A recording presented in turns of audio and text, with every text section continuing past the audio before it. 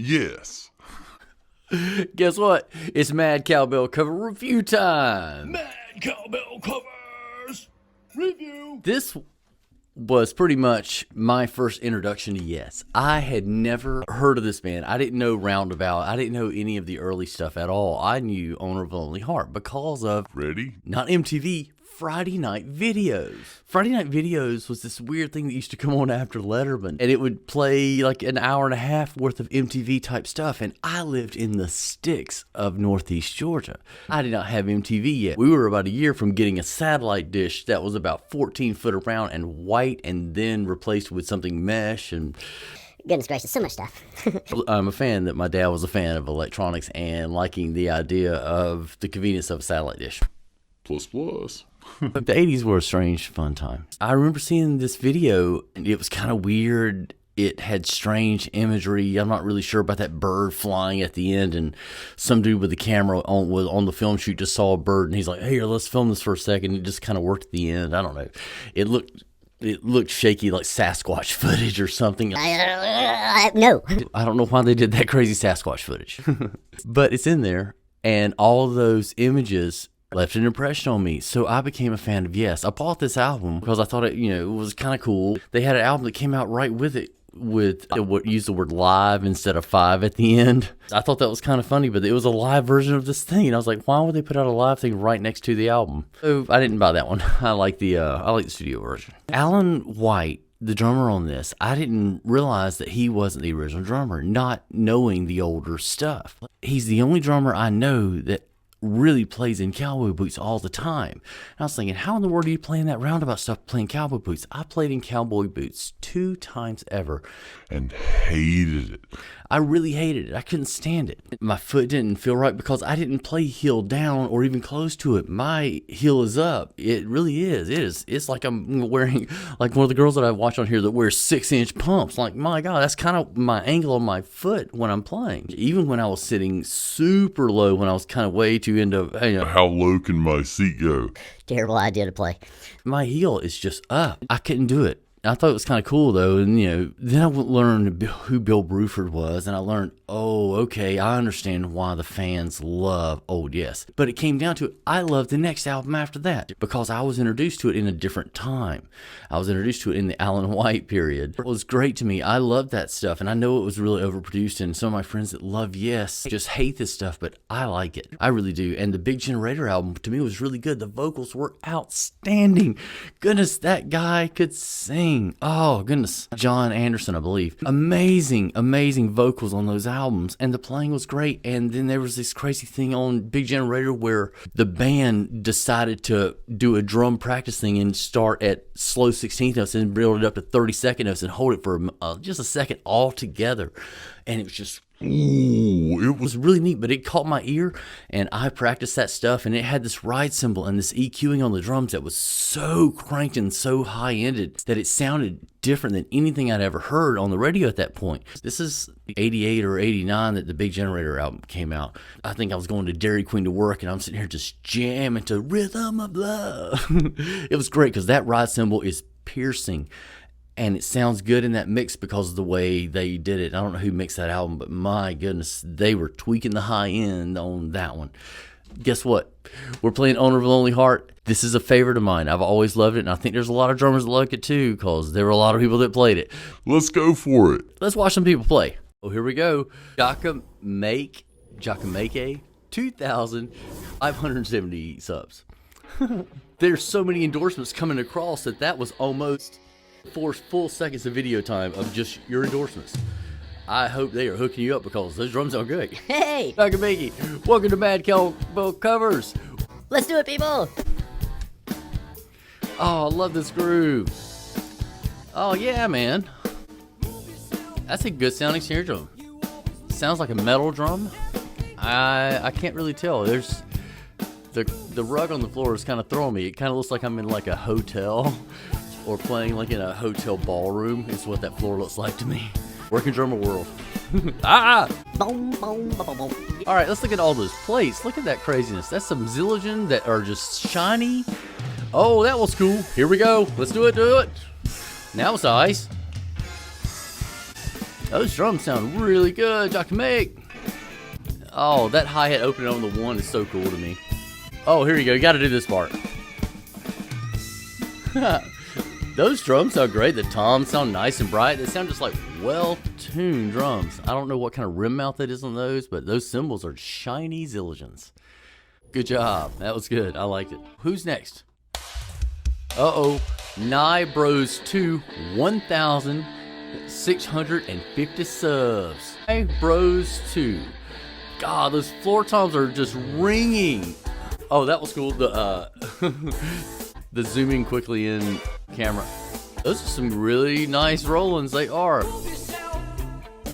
One of the clubs in town is a barbecue joint. Put in that kit as the house drum set. It sounded great. They were able to play at a much lower volume, but I think they ended up trading it out and going back to a real drum set because the customers left. It didn't have the energy that the motion of a drum makes when you're pushing all that air and all that metal. It adds different energy to the room. It is loud, but it also is fun. And the patrons let them know, hey, those cymbals, they sound really good. I'm about to make my own electronic cymbals. Oh, here we go. Come on, give it to me. Oh, that was good. Those effects are great. I'm not sure about the snare drum sound. That is poppy.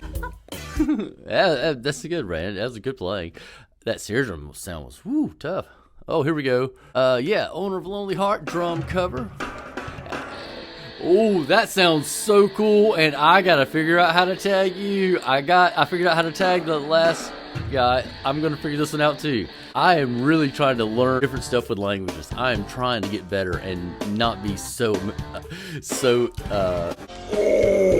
Double bass. Oh, that was great. Oh, 465 subs. You are doing it, man. Got the Sabians around. Oh, got your in-ears in. If you don't have them, get them. They're worth it. Oh, look at those green sparkle. Goodness. All those pearls. I don't know what series that is. Looks like one of maybe their midline series, I think. I can't really tell. I don't remember. I'm so out of touch with what Pearl is doing these days. And I know they're doing cool stuff. They're building snare drums in Nashville as Custom, like, solid shell snare drum. They're supposed to be fantastic. but I haven't even played one. All right, here we go. Give it to me. Give it to me. You're killing it. Nice. Okay, one more. Way to get out, man. Way to get out. This is so solid. Great sound. Nice sparkly set of green drums. I am enjoying this. That sounds good. The track is nice and bright, so the drums aren't way too much because the algorithm makes... I got blocked a lot this week. Oh, and on things that I really put work into to try to make funny and... Good. Oh, well. But they went to TikTok just fine. They didn't go to any platform. They were taken down on every platform except for TikTok. I found that crazy. I can't believe that TikTok was the only one to let that go. So my video got to go to TikTok for, I think they let it go for almost a minute. Here we go. Thinking about the electronic cymbal thing, I have really been going for learning how to work with metals lately and learning how to weld and all kinds of stuff. But I'm about to build my own electronic cymbals based on things that I've seen on here. And what I want to make an electronic drum set that fools your eye and see if I can really do it. So we'll find out if I'm good or not. Hey! Oh, that was cool. gabrielfloresdrums, 5,000, 21K. Got your headphones on. Got your black t-shirt. Got some real bongos over there on the left. Some instruments in the back. Looks like you're playing a Lisa set of electronic drums. I remember those. They had a plastic head on them. One of my favorite electronic drum sets was a little custom company called... Oh, there you go. Nice, man. That kick drum just sounds full. It sounds like he's leaving the beater in the head. Oh, what was that? I got WandaVision for a sec. What was that mess? I didn't know what just happened. Yeah, that's it. He is leaving it in the head. I wonder with those heads that were hard plastic, because I had a set from S&S Custom Drums, and they were great, but I could never get over that plastic head sound. And I tried different things, but I finally just sold them. But I used them out playing for almost 2 years, hard using those things. They were built to really go out on the road. Oh, here we go. Davesheville. I think I've seen Dave before. 210 subs. Dave, what you playing? It's a Yamaha set. I feel like I'm on Price is Right. It's a Yamaha set of drums. Retail price, $9,800. That's right for retail on Yamaha drums. Oh, there we go. We got to catch up a splash. I was about to get wet and I got dry. I think that's like a 13 snare. It's just got a different sound. I like 13 drums a lot. I've used them for a long time, but I have to have my 14s and I've got to have the 12. The 12 is so important for me right now. Oh, here we go. Oh, that was cool. He kind of played that as like a dotted thing more than a triplet-y thing. All right, here we go. Got his 2 splashes, got his 2 crashes. There's right in his china. Good job, good job. Fishtash, 7,073K. Fishtash, she's got some duct tape happening. And a well-loved snare drum. That dot on that first tom is great. Look at that thing. This is right in. All right, that's a pretty cool room. Looks like you got someone either just put 2x4s up on the wall just to kind of break up the sound so it's not hitting maybe a concrete wall or maybe just straight drywall. I don't know. I can't tell what kind of kit this is. I think this is a old Yamaha. Whenever I see things going up and down the bass drum, it reminds me of the Remo drums that Ricky Lawson played that had Remo down the front. I just thought it was the name of a drum head. I had no idea they were making drums, but I played his and they were great. They've been on a bunch of recordings and are still being recorded to this day. All right, come on, Fishtash. Fishtash, maybe. Oh, here we go. Oh yeah, give us some quarter notes on the crash. Here we go.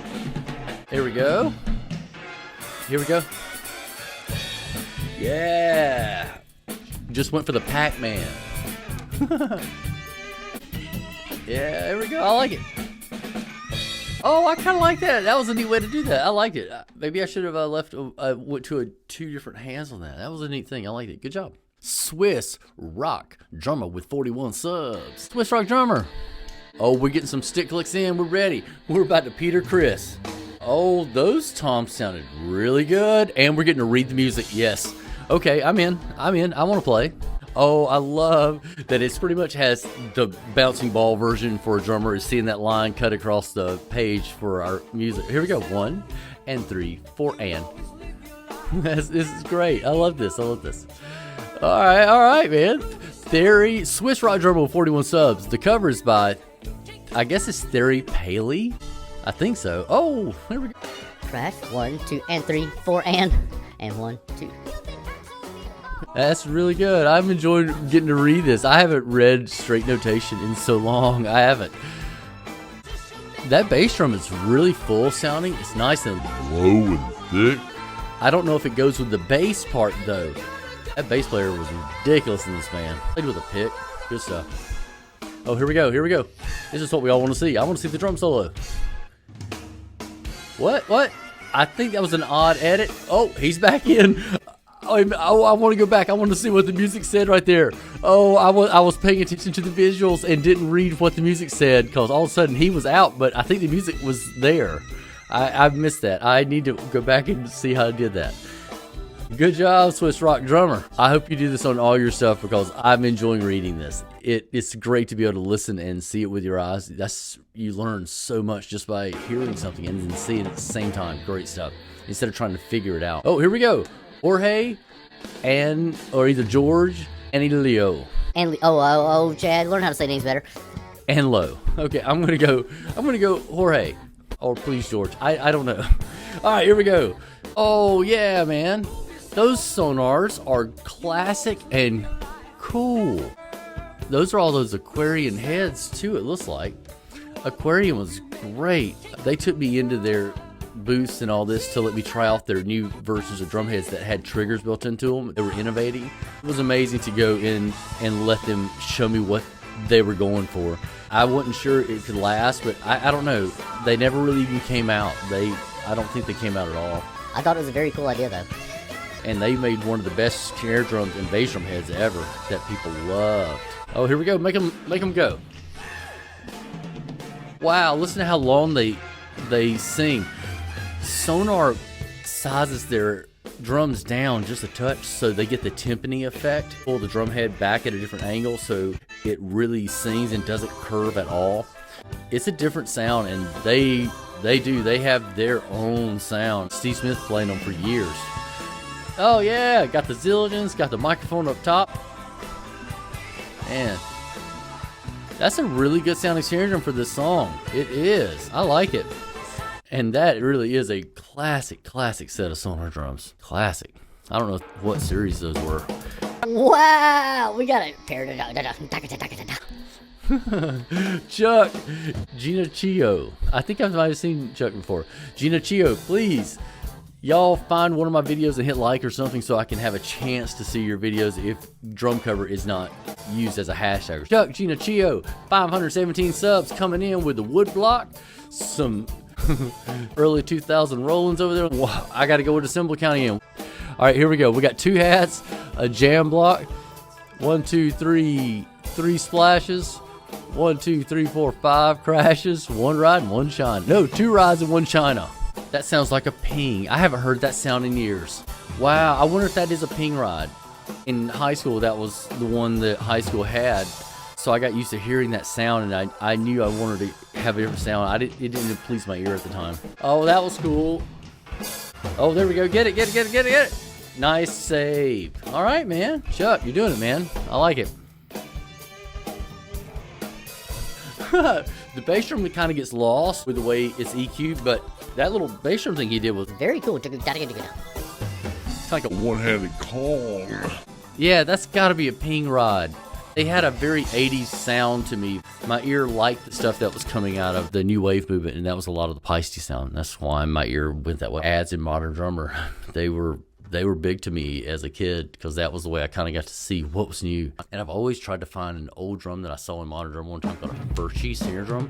It was a Rototom snare drum. I thought it was kind of a cool idea to spin around and make different pitches quickly with a one snare drum. Now I'm using that Zilkit thing that's got a lever, and I'm using it a lot on things just because I can do a bunch of covers in one big stretch and change my snare drum a lot. So, oh, here we go. George St. George, 200 subs. Make it count, George. Oh, that bass drum is just... It's thick. Yeah, there we go. I wonder what size bass drum that is. It looks like it's 12, 14, 16. Maybe that's a 24. I know Visalite had to make a 20. They can't only make a 24. I know they have a seam that there's a line where you can see the seam on their drums. It's not poured. Yeah. It's just a different sound. It doesn't sound like the basketball as much as like the poured acrylic drum sound. It's a different sound. Oh, what is that disco hat thing? Yeah. Yeah.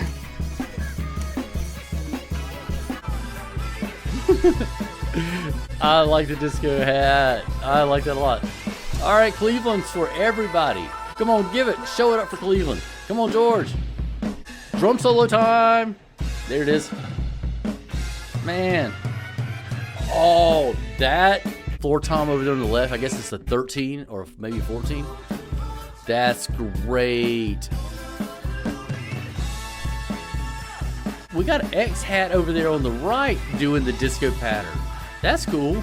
Good flow with your left hand, George St. George. Good flow, good flow. That left hand is smooth and it feels very fluid, and that's very cool. I dig it. I loved being able to add stuff to my left hand. When I added the Octopad back in the early 90s, or the Octopad actually, and the Octopad too, and I had it above my hat, almost like people would use rototoms, because I wanted people to see what I was doing. I wanted them to, they were going to hear something, but I needed them to see what I was doing, so I had it up here and a china mounted on top of it, so it really stood out in college, so people could see that I'm triggering things. I'm doing things way before anyone's doing this, and that's what I was going for, and I wanted people to see it. Then I lowered it and then changed everything. I started using it as a real left-handed instrument. All right, drummingetcetera. Okay, etera. Okay, 14 subs. Sounds really good. That's got to be a DW set. That's exactly what that is. Oh, that was cool. That bass drum sounds really good. I went to nice. I went to my first outdoor concert yesterday in town. What are those microphones? I wonder if those are those Earthworks or something. I've liked them ever since I've heard people using them. Oh man, that Zildjian. Oh, those floor toms sound good. Man, I like it. The sound. What just happened? Drum? I'm not real sure. I think I just got teased. That wasn't a prank caller. That sounded fantastic, brother. But I got ready for the drum solo, and I got Cut off. all right, good playing. Great sounding drums. Great sound. Ricardo Sanna, 30 subs. I can hear the gate opening and closing against the hat and the snare. That's a neat sound. I didn't use the gate on this one. I did on the next one I'm doing next week. I did it really different, and I may explain how I did it because it was unusual, and I'm not sure I did it right the way I liked it. I'm trying to always do dry, but that song that I'm doing next week was so processed. All right, Ricardo Sanna. Man, I don't know what. I know there's some zillions and A's. I don't know what that symbol is. Dry and fun over there. Kind of reminds me of those K custom crashes. I had one For a super short while. played it on a live gig at a fraternity in college and got rid of it. I didn't like it at all. Oh, there we go.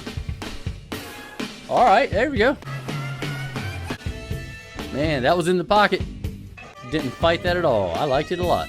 I've got so many different tom mics because you started having to bring your own tom mics to gigs for a while, and I thought it was unusual, but I brought my own set, but I didn't bring my recording stuff. I would only bring like these inexpensive, like, you know, little suitcase ones that were sold at Sam Ash or something, you know, $100 or $200 or whatever they were. And they were okay. They got me by. They made the drums sound real boxy to me though, but I didn't have to bring out Audic stuff or Shure stuff, anything. But I do like the way those Earthworks sound. I do. I might look into that. Wait a minute.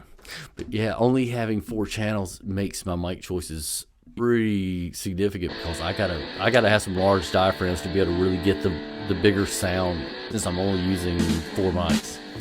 All right, Christianfontaine, 6 subs. Christian, that snare drum is good.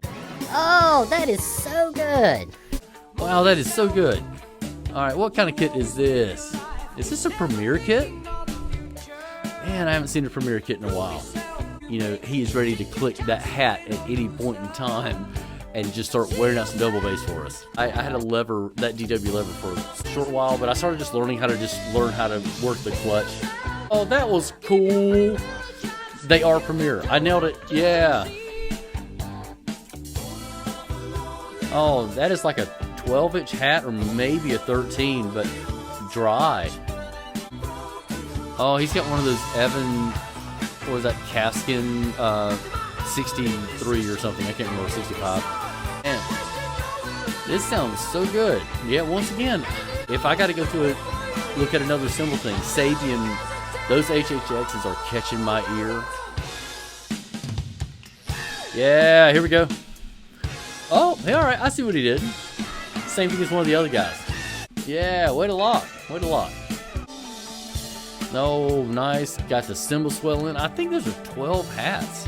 I used 6 or 13-inch hats for a long time. I didn't like the Peisty ones. They flexed on a session that I was on, and I heard the pitch bend. When I heard a playback, I never played them again. I got rid of them the next week. Absolutely. If my foot technique can't fix that and hear it, and it's only heard through the microphone, they had to go. So I switched to a 13-inch set of new beats, and I've had them for years. I just sent them to a friend of mine in LA to use. All right, Christianfontaine. This is really good. Good sound. Those drums absolutely look and sound great. I don't hear Premiere stuff very much. First I ever even saw outside of Rod Morgenstein with Winger at that time, because I didn't know who the Dixie Dregs were. I knew Winger. All right, man. This is such a long song. That's a neat sounding China. It's real heavy, so it almost has a crash cymbal sound. It doesn't trash up very much, and the thinner a China is, the more trashy it can be. All right, good job, Christian. Ozielneto, what are you playing? Oh, this sounds good. That snare drum sounds good. Looks like you got some Evans over there, because I know that. Oh, that was cool. Nice. I can't tell where you are. I can't tell if that's a car back there or not. I have no idea. Oh, this sounds really good. Here we go. Nice compressed sound. My man is into the groove more than soloing, and that is perfect. you will work, and you will work a lot, my man. You will. You don't need it. Goodness gracious. When you lay into a pocket that hard, you don't need all that stuff. You could drop your kit down to a 3-piece, keep it super simple. Like a buddy of mine, Tez, Big Tez, man, that dude can just lay it down. But also, he plays a sick amount of chops. He does. Crazy chops. It's actually got him canned, I think, on a couple things. Crazy chops. But my man, he now plays these tiny little bitty drum sets, 3-piece, and that's really about all he ever plays. And he lays it down and wears it out. But if it's time to go, woo, that guy's chops are absolutely Instagram chopper worthy. Fantastic. okay. Here we go. What is this? Okay. All right. I already know that this is a prank caller. I can already hear it in the background, but he goes by Wally. Oh, Wally Reyes.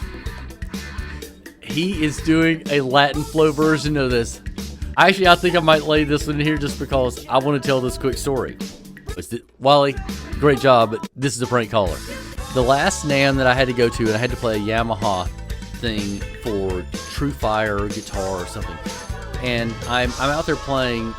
This place that I'm playing outside of the convention center is stacked. And I'm now in a league with drummers that I have no reason to be in the same room with. They are now talking to me about Nashville because they're thinking about leaving LA. Amazing.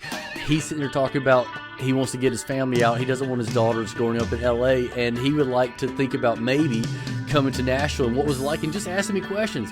And then all of a sudden, I realized that I need to chill out, and I did. And I talked to everybody that was playing, and it was, just amazing. Stanley Jordan walking around, and I'm like, hello, how are you? He doesn't shake people's hands because he's weird about his fingers, I think. But very, very cool. Wally played 2 drummers before me, and I got to sit backstage and watch him. Amazing. It was mind-blowing to watch that guy work a cowbell behind a drum set. It was so good. I sit there and watched him, and then as soon as he got done, the people that were playing were absolutely the best musicians in LA. I had played the same thing in Nashville, exact same thing for Yamaha. They were the big sponsors of it, was Yamaha, and I can't remember who. True Fire guitar, and it wasn't the same playing the Nashville one as playing the LA one. It was incredible because there were some of the cats that played with me in Nashville there in LA. It was neat to see them, but we didn't really talk very much. Then we would trade around practice pads. Before we went up, everybody had the Realville practice pad, and everybody was practicing before you had to go play. And there was only 2 drummers on it that were unknown, me and this other cat, and he was also fantastic. And then, I end the night, and I'm thinking, oh, what am I doing here?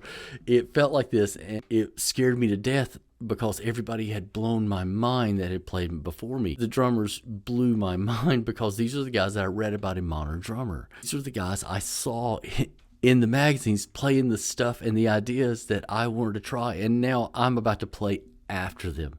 I was scared to death. I was. This isn't a worst gig ever.